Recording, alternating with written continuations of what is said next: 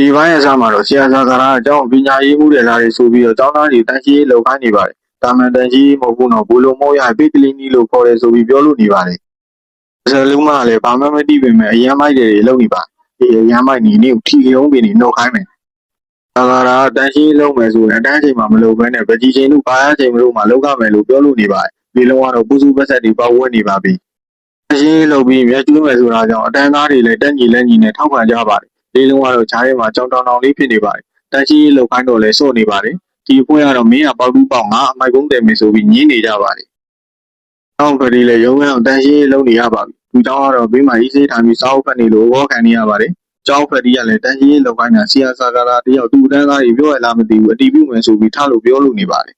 ။ထင်းတဲ့အတိုင်းမှာပဲဆီယာစာကာတာတော့စာအုပ်ထိုင်ဖက်နေပါတယ်။ဘာလို့နေရလဲပြီးတော့ကျွန်တော်လည်းတန်ရှင်းလုပ်မလို့ဆိုပြီးကာတွန်းစာအုပ်တွေပြန်စီနေတော့ဒီစာအုပ်လေးတွေ့ရတယ်ထိုင်ဖက်နေတာလို့ပြောလို့နေပါတယ်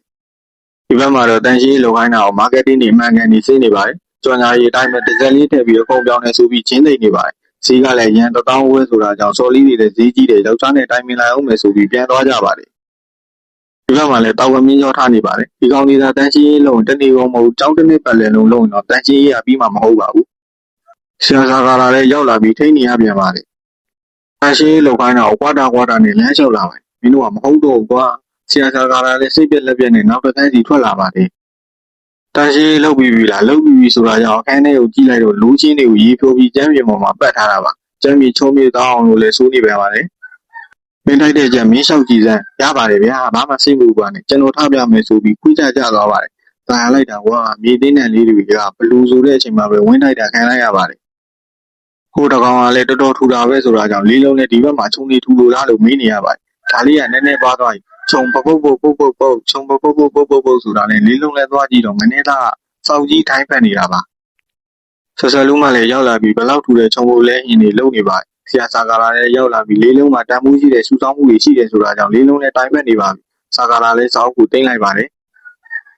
ဒီချိန်မှာပဲအာဦးကတခုခုကိုတူးနေပါတယ်ဘာကြီးလေရေဦးလားလေးလုံးကသွားကြည့်လို့မပေါက်ဝဲသေးတဲ့ဘုံကြီးထင်တယ်ဆိုတာကြောင့်အားလုံးလည်းလက်ပြန်ကုန်ရပါတယ်ထားနဲ့ပဲထွက်ပြေးကြတာပေါ့လေးလုံးလည်းသူ့ကိုစောင်းအောင်ဆိုပြီးထွက်ပြေးကြပါတယ်အာဦးကြီးကလည်းဘုံကိုကိုက်ချပြီးနောက်ကနေလိုက်လာပါတယ်စာကာလာတို့လည်းပြီးကြအောင်ထွက်ပြေးရပါတယ်ဒီလိုနဲ့ပဲရဲကိုဖုံးဆက်ရတာပေါ့မိုင်းရှင်းလေးရဲပွဲတွေလည်းရောက်လာတာပေါ့ဟေးမင်းတို့ဘုံကဗမာလဲဟာဟိုမှာပြူးနေတာတောက်လုံးကြီးကမမြင်ဘူးလားဆိုတာကြောင့်အတီးခံလိုက်ရပါတယ်တကယ်တော့ဘုံကြီးရဲ့နေရာမှာဆက်လေးတောက်နေလို့ပါတခါတလေရဲသားတွေအားတို့ရဲ့မစ်ရှင်တွေမှာအနောက်ချက်ပေးကြတယ်လိုအပ်ရင်လိုအပ်တယ်လို့အားလုံးပြီးဖြည့်ရှင်းရတဲ့အခိုက်အတန့်တွေလည်းရှိတယ်ဒါပေမဲ့ကိစ္စတွေပြီးသွားရင်တော့ပြန်လဲသိမြောက်အောင်နေဖို့မမိတ်နဲ့လို့စိတ်ထဲကနေပြောလို့နေပါတယ်နောက်ပြီးဆက်လက်ကြီးကောက်ပွားနေတာကြောင့်ဆရာစာကာလာလည်းတီးပေးလိုက်ရပါတယ်မိုင်းရှင်းလေးရဲ့ဖွဲ့တွေနဲ့လေးလုံးတို့ရန်ပြစ်နေတဲ့အချိန်မှာပဲအာဦးကြီးကဘုံကြီးကိုဆွဲခါနေပါတယ်အားလုံးလည်းလက်ပြန်ကုန်ကြတာပေါ့ဘုံကိုလွတ်ပစ်လိုက်တော့ပြီးကြအောင်ထပ်ပြီးထွက်ပြေးရပါတယ်ဒီပေါ်ကျသွားပြီမဲ့လည်းဘုံကတော့ပေါက်ကွဲမသွားပါဘူးဘုံကြီးမဟုတ်ဘဲနဲ့ဘူးကြီးဖြစ်နေပါတယ်